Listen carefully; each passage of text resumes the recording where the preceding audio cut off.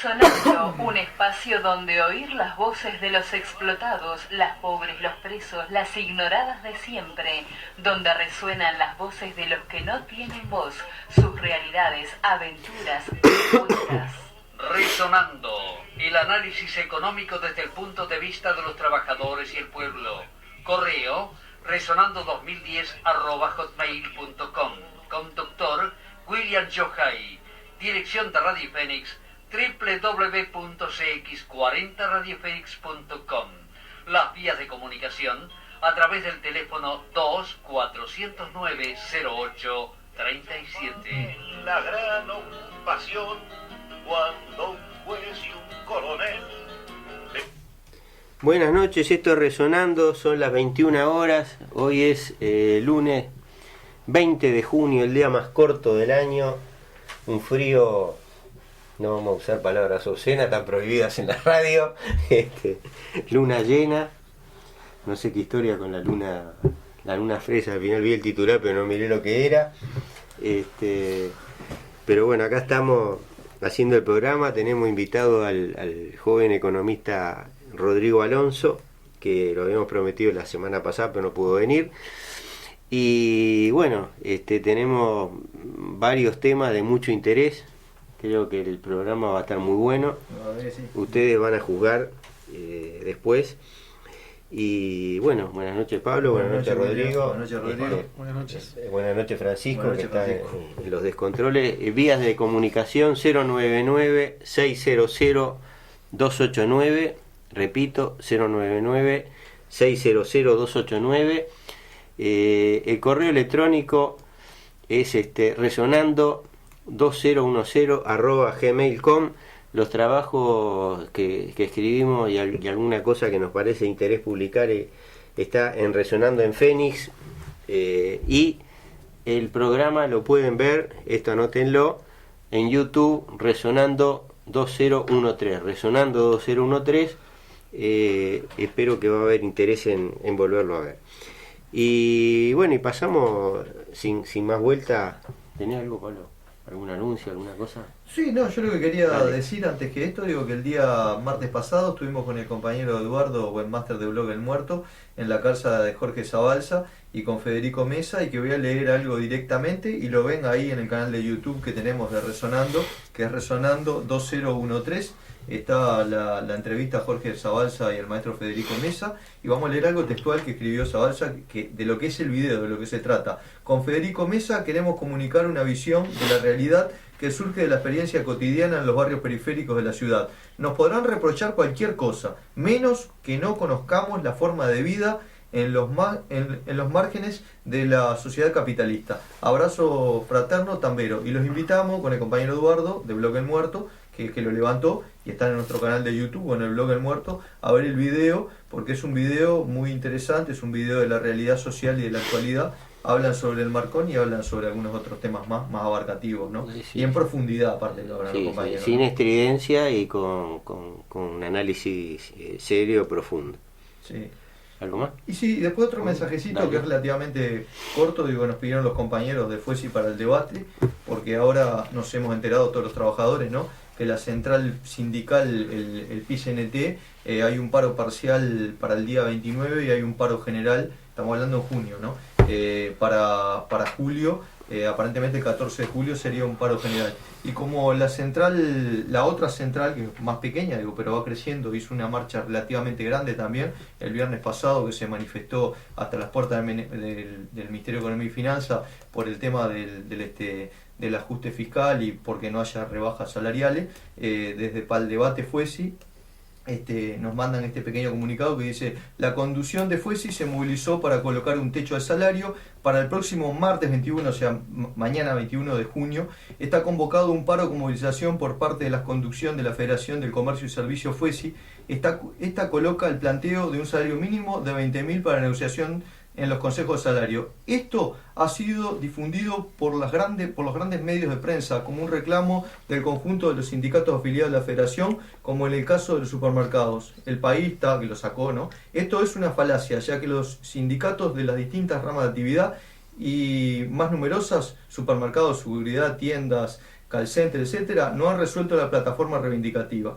Y dice, este frente llevado adelante por la burocracia sindical, la articulación Partido Comunista, con los medios de prensa y el gobierno, busca frenar y poner límite a los reclamos de los trabajadores, y además tiene como objetivo la firma de los convenios para darle paz sindical a las patronales y que éstas continúen con el ataque a las condiciones y flexibilidad del trabajo. Esta misma conducción representada al PCNT viene postergando el paro de 24 horas de la central para romper con las pautas del gobierno. Los sindicatos debemos convocar al paro, pero con una orientación de lucha contra el techo al salario, organizar asambleas para resolver la plataforma y los métodos a seguir, desconociendo los acuerdos y pactos que realizan a espalda de los trabajadores. Desde la agrupación para el debate proponemos dar como respuesta a un frente de los trabajadores para luchar por el salario y las condiciones laborales. Los sindicatos de base, es cortito esto, ya terminamos. Los sindicatos de base debemos votar un salario mínimo de 32.000, media canasta básica, familiar, ajuste semestral, 100% del IPC, más crecimiento, eliminación del IRPF a los sueldos, reducción de la jornada laboral sin pérdida de salario, eliminar las tercerizaciones, pasaje de todos los trabajadores tercerizados a planilla única y permanente. Al igual tarea, igual salario, boleto gratuito para pago por las patronales, por incluir las cláusulas de ultraactividad en los convenios, mantenimiento de las conquistas aún vencidos los mismos. Que la crisis la paguen los capitalistas. Le mandamos un abrazo a Raúl Andino, que sabemos que está ahí para el debate. Para el debate fuese. Queríamos decir eso y agradecemos a... Bueno, empezamos. Sí, no, Rodrigo, vamos a hacer una mini presentación. Rodrigo ya ha estado acá en la radio, y Rodrigo vino específicamente a hablar de Venezuela. Vamos a hablar de algún otro tema después, si da tiempo, porque lo de Venezuela es muy gordo. Y Rodrigo tiene una calificación especial porque estuvo un año, estuviste allá, ¿no? Trabajando, explica tú y después seguí hablando. Sí, bueno, estuve trabajando ahí como analista, como asesor y también como docente universitario en la Universidad Bolivariana de Venezuela. Y bueno, sí, fue una experiencia que me permitió algunos aprendizajes, creo. Que bueno, que ahora espero poder compartir con ustedes. Igual antes quería pasar un breve aviso y bueno, agradecer de vuelta la invitación porque los felicito por el espacio que mantienen todavía, ¿no? Resonando en el sentido que intenta de alguna forma seguir situando un debate con horizonte estratégico, con horizonte de transformación, que creo que es uno de los grandes debes que tenemos ahora, ¿no? Y de pocos espacios mediáticos que se plantean este tipo de debate. Entonces, bueno, reconozco ese valor que tiene resonando en ese sentido y aprovecho para comentar también que sacamos al aire hace unos meses un sitio de internet dedicado a los debates estratégicos que se llama Hemisferio Izquierdo. No sé si han podido bicharlo. Sí. Que bueno, que un poco intenta contribuir al regreso, si se quiere, a dinamizar lo que entendemos es el debate político estratégico. ¿Cómo se llama Hemisferio Izquierdo? Hemisferioizquierdo.uy es la dirección de internet. Y ahí tienen todo el sitio, pueden encontrar los artículos. Tenemos videos, tenemos una propuesta audiovisual también con algunas entrevistas.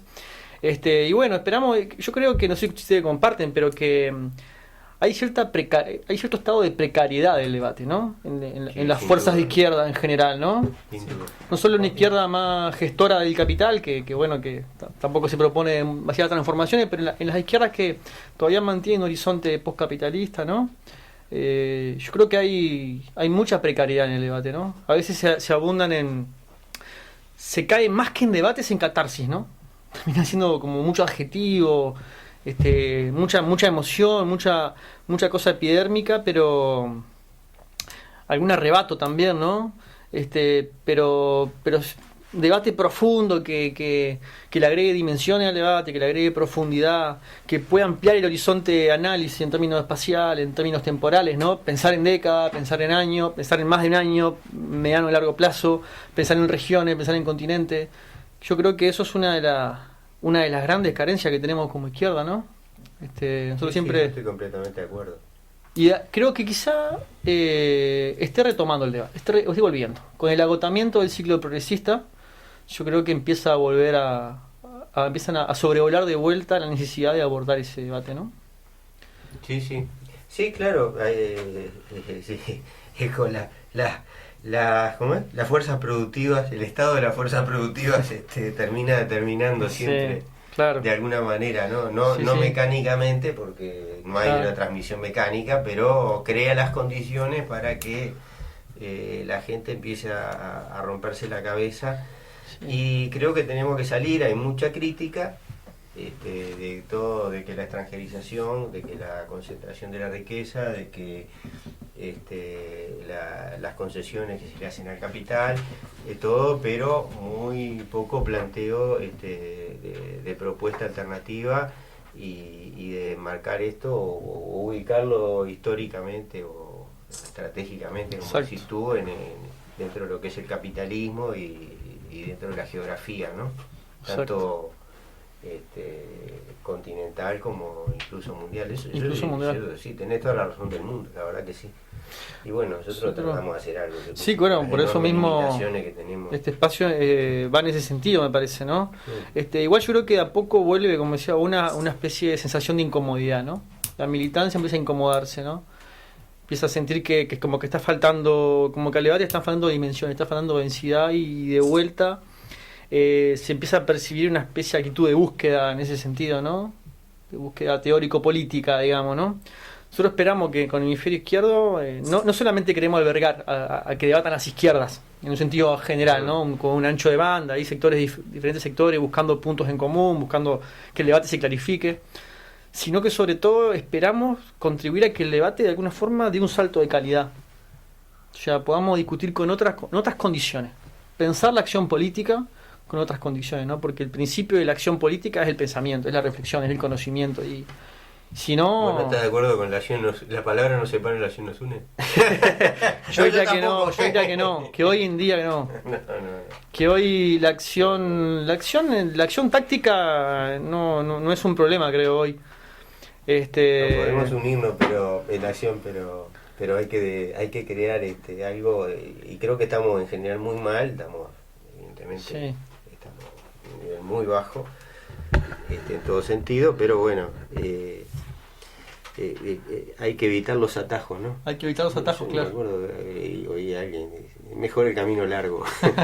Decía Sun Tzu, ¿no? Un teórico de la estrategia chino, ¿no? Militar, que la táctica sin estrategia no es más que ruido antes de la derrota. No tenía esa frase, está muy buena. Creo que sí, que bueno, que hay un desafío clave.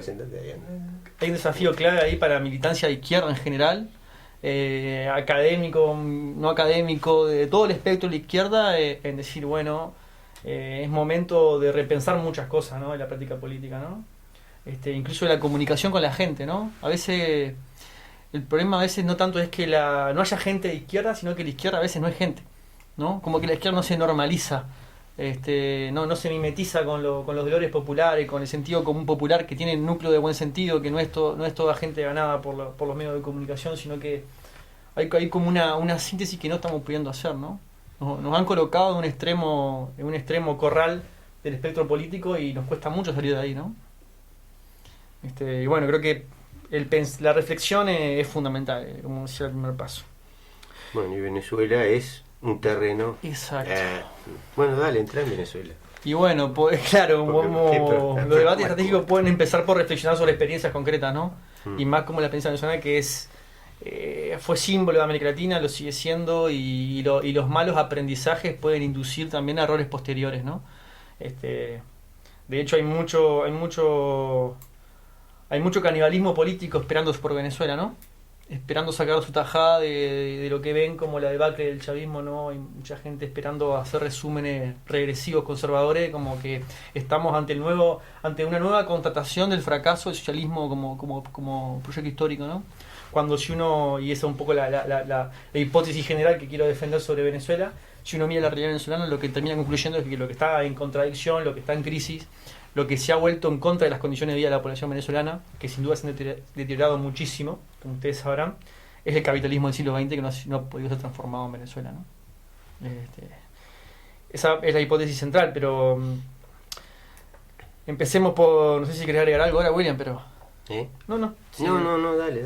No, bueno, eso yo después primero voy a dar alguna opinión, pero... Sí, claro, yo voy a traer nomás un poco de la experiencia que tuve allá y algunos números para pensar Venezuela, porque hay un juicio muy rápido, ¿no? Muy acelerado sobre lo que pasa en Venezuela, en algunos casos interesado, ¿no? Todo lo que es la mantenida opinión de la derecha, bueno, bombardea a Venezuela todo el tiempo, ¿no? Con intoxicación informativa. Y después hay mucho lugar común también, de un pensamiento débil que se enfrenta a un problema complejo como el venezolano y termina buscando atajos que son anticientíficos, que son como eso, ¿no? Lugares comunes, ¿no? Y por ahí sobrevuela la idea de que el problema de Venezuela es la corrupción, o que el problema de Venezuela es ineficiencia. Yo pensaba hablar de la corrupción después, me había planteado, pero... Dale. No, pero mirá que no estoy negando la corrupción como problema en Venezuela ni en ninguna parte de Sudamérica. No estoy negando el problema de la corrupción. No. Estoy diciendo que no, pero entiendo dónde vas. Atribuir un fenómeno histórico de la complejidad venezolana al problema de la corrupción sería totalmente desmesurado e incluso metodológicamente equivocado, ¿no? Porque la historia tiene causas estructurales, tiene procesos estructurales mucho más profundos que la mera desviación de cuadros gubernamentales que meten la mano en la mano, ¿no? Pensemos, por ejemplo, un poco para complejizar Venezuela bueno, un dato concreto. El PBI de 2015 cayó 7% y el de 2016 va a caer 10%. Para que tengamos una idea de la gravedad de la magnitud de la crisis venezolana, ¿no? Que lo 27% de lo que exporta Venezuela son productos petroleros y productos derivados del petróleo. Pensemos que en 2013 97% aproximadamente.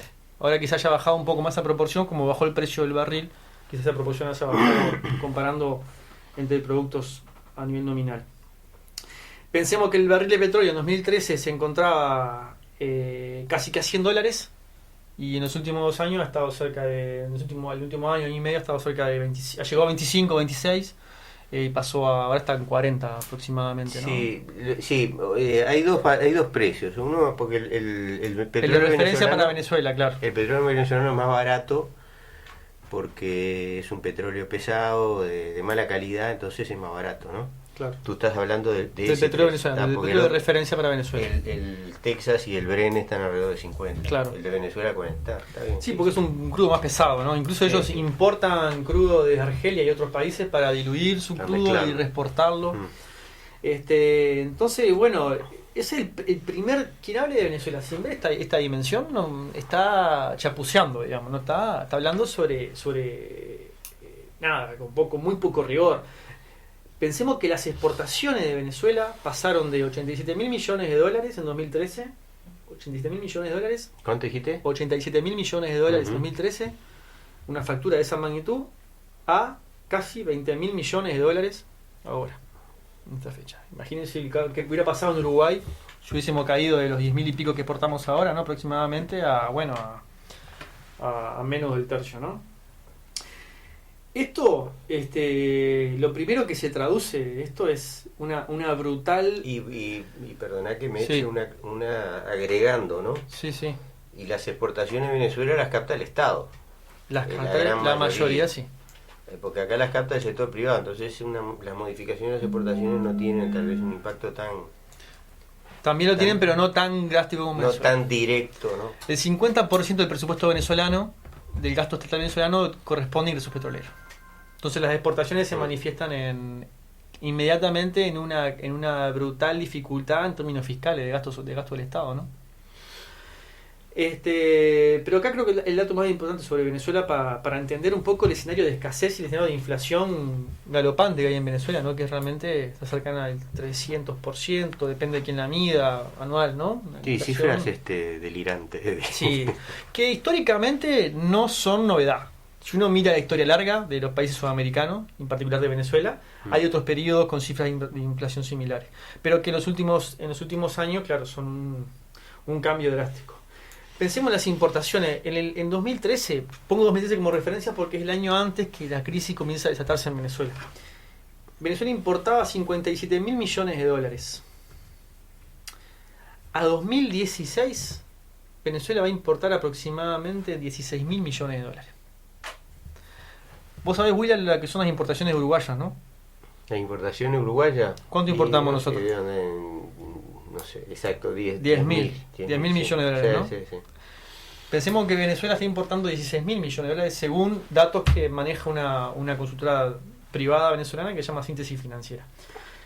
Entonces Venezuela está importando 16.000 millones de dólares, lo que es un pico, un piso histórico per cápita, o sea, es su menor nivel de importaciones per cápita. Uruguay importa 10.000, pero Uruguay tiene 3 millones de personas y Venezuela tiene 30 millones de personas. Sí, tiene más o menos la décima parte. La décima parte de la población. Décima parte de la población. Naturalmente que esto se va a traducir en escenarios de escasez cuando hay control de precio o en escenarios de media inflación cuando no hay control de precio. Y además que se va a traducir en un incremento de la tensión social y la puja distributiva como nunca antes, ¿no? Porque el ajuste que está procesando el capitalismo venezolano, dado la restricción externa, es brutal. Ahora bien, uno podría decir, pero si exporta más de lo que importa, ¿por qué está contrayendo tanto las importaciones? Porque hay otro elemento también, que es el tema de la deuda externa. Venezuela va a pagar en 2016 aproximadamente 20.000 millones de dólares de deuda externa. Tanto de servicios de deuda, o sea, el pago de intereses, como de cancelamiento de vencimientos, ¿no? Entonces, de alguna forma, el ajuste que está pegando tanto sobre la economía venezolana tiene que ver también con que, bueno, que el gobierno está pagando la deuda. Entonces uno diría, ¿cómo puede ser que un gobierno popular, como se dice que es el gobierno chavista, tenga este esquema de prioridades, ¿no? Y lo cierto que, bueno, que es una discusión difícil. Ahí habría que tener algunas cosas en consideración. ¿Qué pasaría si Venezuela no paga la deuda? Y si Venezuela declara el default. Porque Venezuela no es que es una economía cualquiera, no es que es un país cualquiera. Venezuela está en medio de una frontera geopolítica entre lo que es Estados Unidos, China y Rusia, digamos. Entonces una declaración de default de Venezuela podría habilitar una estrategia de cerco político-comercial que podría asfixiar económicamente mucho más todavía a lo que es la economía venezolana, ¿no? En particular, sin duda que se embargarían todos los activos del Estado venezolano en el extranjero, por ejemplo la refinería que tiene Venezuela en Estados Unidos que se llama Citgo, pero además incluso hay riesgos que están ponderando, entiendo yo, el gobierno venezolano, de que se confisquen partidas petroleras, ¿no?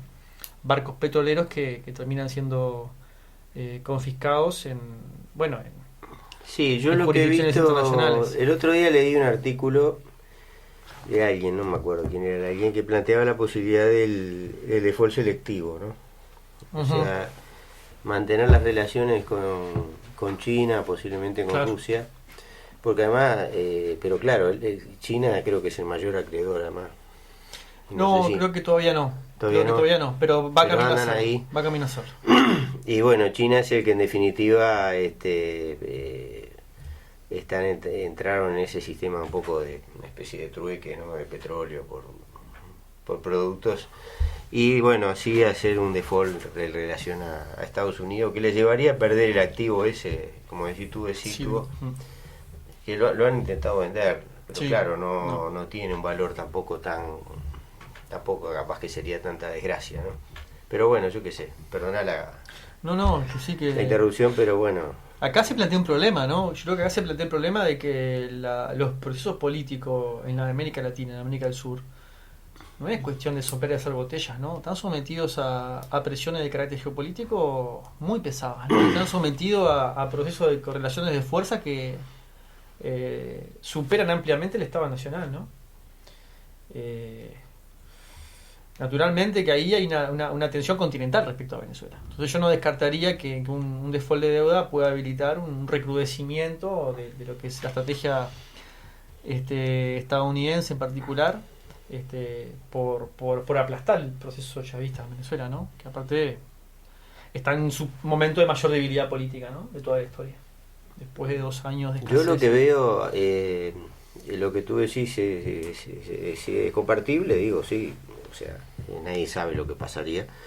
Pues podrían pasar cosas muy muy fuleras, pero también es cierto, porque digo, en realidad el mismo gobierno venezolano hace mucho hincapié en la agresión yanqui. Yo creo que la están inflando, ¿no? Yo creo que el juego de los yanquis ahora es dejar que eso se caiga. O sea, meten una cuña, pero no, me parece que no están. Bueno, viste que hace poco... centralizados en eso, Sí. Bueno, viste que hace poco se filtró un documento del Comando Sur que se llama Operación Freedom, ¿no? Yo la verdad que la autenticidad de ese documento, bueno, no, uno estoy nunca... diciendo una herejía, pero no la veo por ningún lado. Pero uno nunca lo sabe, ¿no? Ahora, sí, puede ser que pero eso no lo sabremos nosotros, digo. De cualquier modo, más allá de que ese documento es auténtico, ¿no? Que hay una estrategia desplegada por el Comando Sur para ahogar el proceso chavista, ya sea para llevarlo a su muerte por la vía del acorralamiento, o buscar estrategias insurgentes o de presión electoral para tirarlo abajo, me parece que es indudable, ¿no? Sí. El mar Caribe es el mar Nostrum de los hay estadounidenses. una cuestión ¿no? política, si entramos a analizar todo el tema del referéndum revocatorio, que en definitiva, y bueno, fue un invento de Chávez, ¿no? Sí. No fue un invento del imperialismo. No, claro. Chávez pasó por uno, Uh-huh. o sea, trató de bloquearlo cuando vio que se obligaba a meterse en agua muy profunda, dejó que se llevara adelante, se llevó adelante, lo ganó bien, pero claro, obviamente ahora el actual gobierno venezolano me parece que no tiene ninguna expectativa de ganarlo Yo creo que no. si se produce, ¿no? Lo que tú decís de la economía es indudable que esos números que tú das es muy bueno que alguien los diga, porque incluso a uno que está en eso se le pasan a veces, ¿no? Es un tema que nosotros lo hemos hablado mucho y que se habla muy poco y que se ignora totalmente, que es la restricción externa, ¿no? Uh-huh. O sea, la importancia que tiene la restricción externa para todos los países pequeños, aunque Venezuela no es tan pequeño, pero ¿tenemos que cortar? Sí. Cortamos.